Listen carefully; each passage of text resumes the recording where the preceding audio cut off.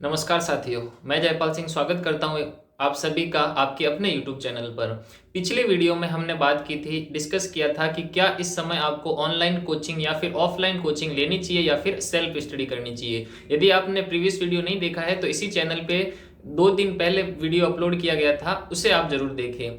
आज के टॉपिक का हमारा सब्जेक्ट होगा कि यदि आप रीट 2022 को टारगेट करते हैं तो किन किन सब्जेक्ट के लिए आपको किन किन बुक्स को रेफर करना चाहिए ताकि आपको एग्जाम में अच्छा स्कोर प्राप्त हो जाए। देखिए, मैं ये सारा जो आपको मैटर आज बताने वाला हूँ, जो बुक्स बताने वाला हूँ, वो किसी के कहने पर नहीं बता रहा हूँ। वे ही बुक्स है जिनको मैंने पढ़ करके 2021 वाली रीट में जो सितंबर महीने में हुई थी उसमें 139 मार्क्स प्राप्त किए थे। पहली बात तो ये है कि आपको किसी भी बुक्स को पढ़ना है, आपने हो सकता है कि पहले 2021 के लिए या उससे पहले किसी कोचिंग से आपने कोचिंग ली हो या फिर आपने अपने सेल्फ नोट्स प्रिपेयर किए हो, तो उन नोट्स को आपको बार बार रिवीजन करना है। आपने जो एक बार बुक्स पहले पढ़ी हुई है किसी भी सब्जेक्ट के लिए, तो आपको अभी भी उन्हीं बुक्स को वापस पढ़ना चाहिए, ना कि बुक्स चेंज करना चाहिए मेरे बताए हुए अनुसार या फिर किसी और के कहने पर। क्योंकि रीड लेस एंड रिवाइज मोर जो कंसेप्ट है वो हमेशा सटीक बैठता है किसी भी एग्जाम के लिए। तो यदि आप नए हैं, रीट 2022 के लिए टारगेट कर रहे हैं, तो आपको क्या पढ़ना चाहिए एकदम फ्रेशर के हिसाब से मैं वही बातें करूंगा जो मैंने पढ़ी है, मैंने एक्सपीरियंस की है, जो मुझे एग्जाम में हेल्प करती है। देखिए, आज के वीडियो में जो हम बात करेंगे वो साइंस मैथ्स के अकॉर्डिंग बात करेंगे कि साइंस मैथ्स लेवल 2 में आपको पर सब्जेक्ट वाइज कौन कौन सी बुक्स पढ़नी चाहिए। याद रहे कि किसी भी सब्जेक्ट को पढ़ने का तरीका अलग होता है, लेकिन उनकी बुक्स जो होती है वो आपके पास में शॉर्ट में होना चाहिए। कहने का मतलब ये है कि आपके पास में लिमिटेड सोर्स होना चाहिए किसी भी एग्जाम में सब्जेक्ट को पढ़ने के लिए। यदि आप एक ही सब्जेक्ट की, मान लो साइंस की, आपके पास में 10 बुक्स है, तो आप उनसे कभी भी अपना सिलेबस पूर्ण नहीं कर सकते और ना ही एग्जाम में अच्छा स्कोर कर सकते हैं। इसलिए मेरी विनती रहेगी कि आपसे कि आप चाहे जिस भी बैकग्राउंड से हो, जो भी आप सब्जेक्ट रहा हो, एक एक सब्जेक्ट की एक एक बुक्स ही अपने पास में रखे। एग्जाम नहीं होता है या फिर आपको ज्यादा टाइम दे दिया जाता है तो आप एक से फिर दूसरी बुक पे जा सकते हैं, वो भी यदि जरूरत पड़े तो। नहीं तो आपको एक ही बुक पढ़नी है एग्जाम तक, लेकिन वो बुक हमेशा याद रखिए सफिशियंट होनी चाहिए, उसमें कुछ मैटर छूटना नहीं चाहिए। ऐसा ना हो कि एग्जाम में कोई क्वेश्चन देखो, कोई कंसेप्ट देखो और आपको पता लगे कि ये क्वेश्चन आपने कभी देखा ही नहीं है या इस प्रकार के आपने क्वेश्चन या कंसेप्ट कभी अपनी बुक्स में पढ़े ही नहीं है। तो अनसफिशियंट बुक्स को कभी नहीं पढ़ना है, हमेशा सफिशिएंट बुक्स होनी चाहिए। तो चलिए एक एक सब्जेक्ट वाइज अपन बात करेंगे। सबसे पहले साइकोलॉजी की बात करेंगे, उसके बाद में मेरे लैंग्वेज फर्स्ट में हिंदी थी और लैंग्वेज सेकंड के रूप में मैंने संस्कृत का चयन किया था। मैं साइंस मैथ्स बैकग्राउंड से हूं, इसलिए मुझे मैथ्स और साइंस पढ़नी थी। ये 5 मेजर सब्जेक्ट होते हैं, उसके अलावा मेथड भी होते हैं। मैं यहाँ पर आपको एक बात पे गौर करवाना चाहूंगा कि आप जो है वो 5 सब्जेक्ट सोच करके पढ़ते हैं कि हमें 5 सब्जेक्ट पढ़ने हैं, लेकिन यहाँ पर आप बड़ी भूल करते हैं, आपको 6 सब्जेक्ट पढ़ने होते हैं। एक सब्जेक्ट आप पूरा मेथड रखिए। टीचिंग मेथड करके आपके जो टॉपिक होते हैं सभी सब्जेक्ट के अंदर होते हैं। जैसे हिंदी में टीचिंग मेथड के कुछ क्वेश्चंस होते हैं, संस्कृत में टीचिंग मेथड से होते हैं, और आपके सब्जेक्ट साइंस मैथ्स हो या एसएसटी हो उसमें भी टीचिंग मेथड से क्वेश्चन आते हैं। तो आपको 5 मेजर सब्जेक्ट प्लस एक सब्जेक्ट आपको टीचिंग मेथड को अलग से मानना है। रेगुलर स्टडी में आपको टीचिंग मेथड भी पढ़ने हैं। ऐसा ना कीजिए कि हिंदी पढ़िए और हिंदी के बाद में हिंदी की टीचिंग मेथड पढ़िए, संस्कृत पढ़े पहले और उसके बाद में संस्कृत की टीचिंग मेथड पढ़े। ये गलत बात है। आप सब्जेक्ट को एक साइड में लेकर के चलिए और टीचिंग मेथड को भी, चाहे आप एक घंटा ही दीजिए, लेकिन डेली एक घंटे टीचिंग मेथड भी पढ़िए। तो आपको टोटल 6 सब्जेक्ट आपके रीट 2022 के लिए कवर करने हैं। चलिए मैं आपको बताता हूं कि कौन कौन सी बुक्स आपको रेफर करनी चाहिए, पढ़नी चाहिए। वही बुक्स बता रहा हूं जो मैंने पढ़ी है। शुरू करते हैं साइकोलॉजी से, सीडीपी से। शिक्षा मनोविज्ञान में यदि आपको कोई बुक पढ़नी हो तो वो बुक है धीर सिंह धाबाई सर की। आपने को सबसे पहले यहाँ पर नाम दिख रहा होगा, धीर सिंह धाबाई सर, जिनका यूट्यूब पर एक चैनल भी है धीर सिंह करके। तो इनकी बुक बड़ी फेमस है। सबसे पहले आपको ध्यान जो रखना है वो ये रखना है कि धीर सिंह धाबाई सर की 2 बुक्स आती हैं। ये जो बुक्स है शिक्षा मनोविज्ञान की, देखिए वो first grade, second grade, REET overall आती है, जिसका नाम है समग्र विवेचन, है ना। आपको जब ये बुक लानी है तो बोलना है कि शिक्षा मनोविज्ञान की समग्र विवेचन है। जबकि इनकी एक बुक आती है वो रीट स्पेशल आती है, उनको आपको नहीं पढ़ना है क्योंकि उसमें थोड़ा सा मैटर कम है। आपको पढ़नी है धीर सिंह की शिक्षा मनोविज्ञान, अवनी पब्लिकेशन की आती है। नाम आप देखेंगे अवनी पब्लिकेशन आपको दिख रहा होगा। तो धीर सिंह की समग्र विवेचन, मैंने केवल साइकोलॉजी के लिए अगर कोई बुक पढ़ी है तो वो यही बुक है। इसमें देखिए आपने ये यहाँ पर पूरा पेज भी भर रखा है। जैसे जैसे मैंने पढ़ा मुझे कुछ अच्छी चीज़ें मिली, वो यहाँ पर मैंने इंपॉर्टेंट बातें, कुछ टॉपिक्स वगैरह ये नोट कर दिए हैं और हाईलाइट करते हुए पढ़ी है। पूरी बुक में आप देखेंगे तो इंपॉर्टेंट चीज़ों का आपको क्या मिलेंगे, हाईलाइट मिलेंगे ये, ताकि एग्जाम के टाइम में आपको केवल यही जो है वो इंपॉर्टेंट पॉइंट्स को ही क्या करना हो, केवल रिवाइज करना हो, बाकी चीज़ें आपको पढ़ने की ज़रूरत ना पड़े। तो साइकोलॉजी के लिए आपको वन स्टॉप सॉल्यूशन जो मिलेगा वो धीर सिंह धाबाई सर की शिक्षा मनोविज्ञान की समग्र विवेचन मिलेगी। अवनी पब्लिकेशन के थ्रू ये बुक्स आती है। तो साइकोलॉजी के लिए आपको केवल यही पढ़ने की जरूरत है। ये सफिशिएंट बुक है, इससे बाहर आपको कुछ नहीं पढ़ना है तो भी आपका प्योर सिलेक्शन रहेगा। इसके अलावा अगर आपको कुछ MCQs ही मिलाने हो, प्रीवियस ईयर के क्वेश्चन मिलाने हो तो वो अलग बात है, लेकिन मैटर पढ़ने के लिए केवल एक ही बुक धीर सिंह धाबाई अवनी पब्लिकेशन सफिशिएंट है। मैं बता दूं आपको कि इसी बुक को पढ़ करके मेरे रीट 2021 में जो रीट हुई है उसमें साइकोलॉजी में, शिक्षा मनोविज्ञान में 30 में से 30 नंबर पूरे थे और मुझे एक भी क्वेश्चन इससे बाहर नहीं दिखा। हालांकि पेपर थोड़ा सा सरल स्तर का था, कुछ 2-3 क्वेश्चन को छोड़ करके बाकी सभी इजी प्रश्न थे, फिर भी 30 में से 30 का स्कोर मेरा रहा है रीट में साइकोलॉजी में, तो इसी बुक्स की वजह से। बात करते हैं CDP के बाद में हिंदी की, क्योंकि मेरी फर्स्ट लैंग्वेज के रूप में हिंदी रही है।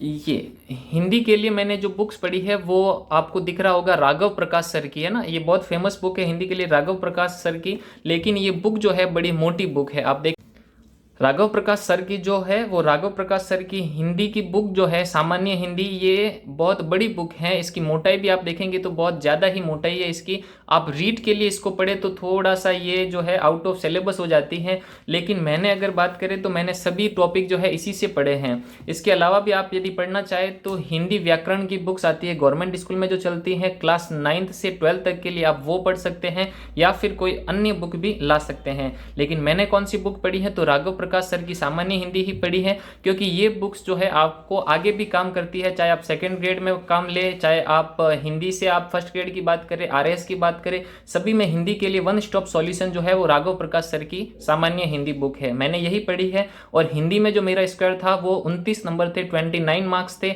Out of 30। तो हिंदी के लिए केवल आपको ये पढ़नी है, लेकिन ये केवल आपको मेथड के लिए नहीं पढ़नी है, इसमें केवल आपको ग्रामर वाला पॉइंट मिलेगा।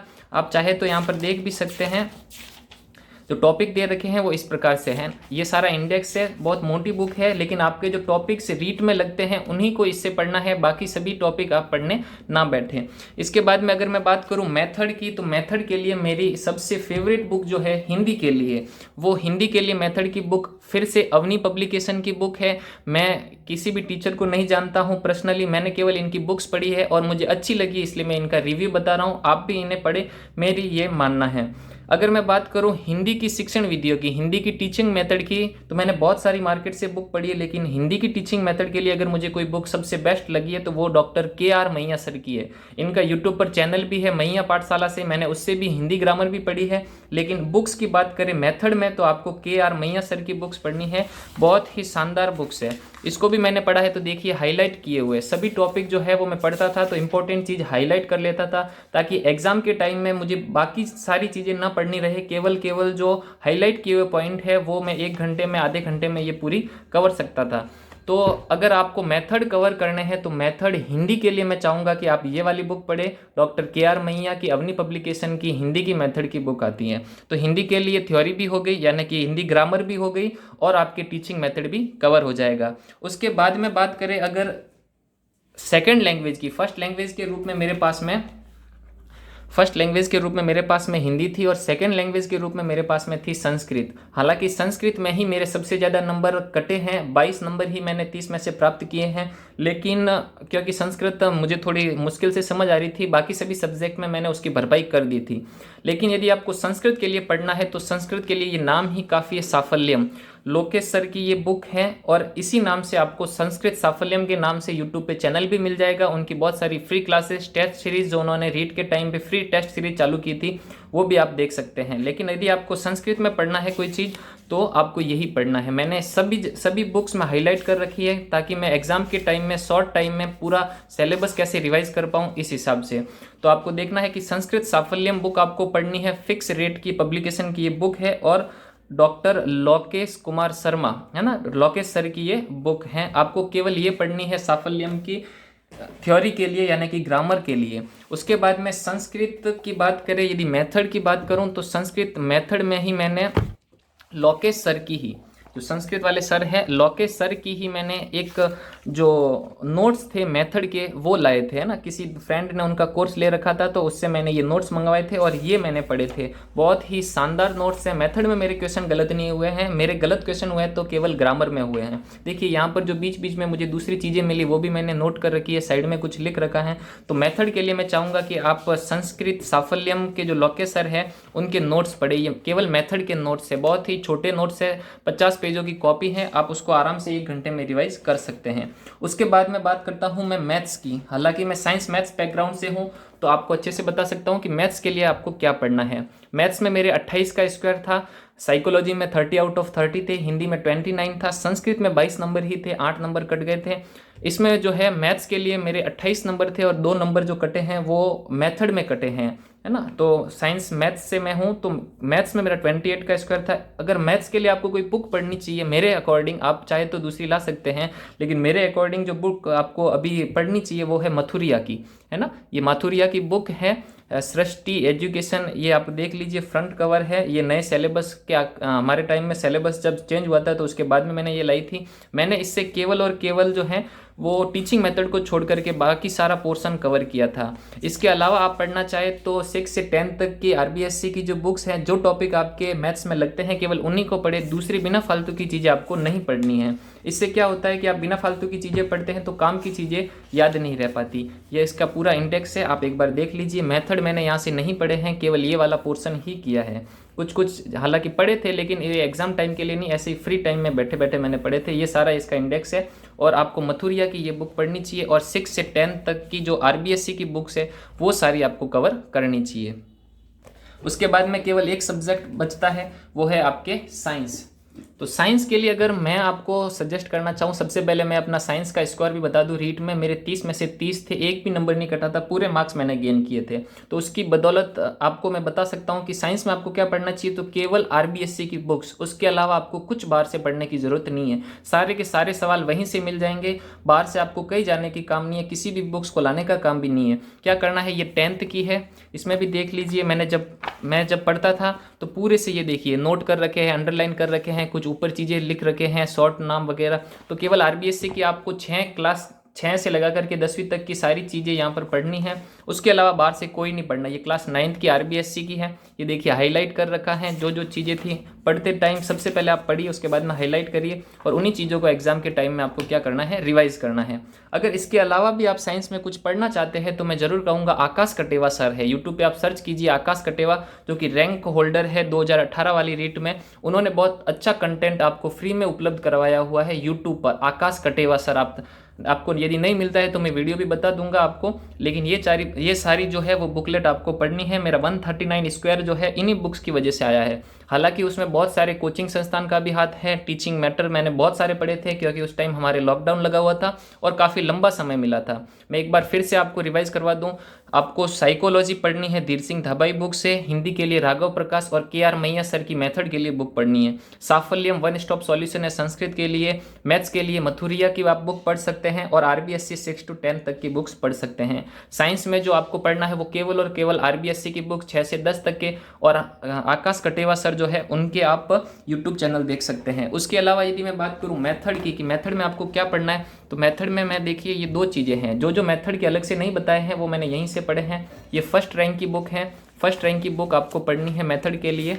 सारा काम आपका हो जाता है, एग्जाम में सारे क्वेश्चन मिल जाते हैं। फर्स्ट रैंक और ये S मंगल सर की जो है वो बुक है, ये दोनों बुक्स मैंने पढ़ी थी और इन्हीं की बदौलत अच्छा स्कोर हासिल किया है। आप केवल इतनी ही बुक्स लाए और उन्हीं को बार बार रिवाइज करें ताकि आपका स्कोर बहुत अच्छा हो सके। आगे आने वाले वीडियो में हम और रीट 2022 को टारगेट करके कुछ स्ट्रेटेजी बताएंगे कि किस सब्जेक्ट को कैसे पढ़ना है। यदि आप चैनल पर नए हैं तो सब्सक्राइब कर लीजिएगा। धन्यवाद।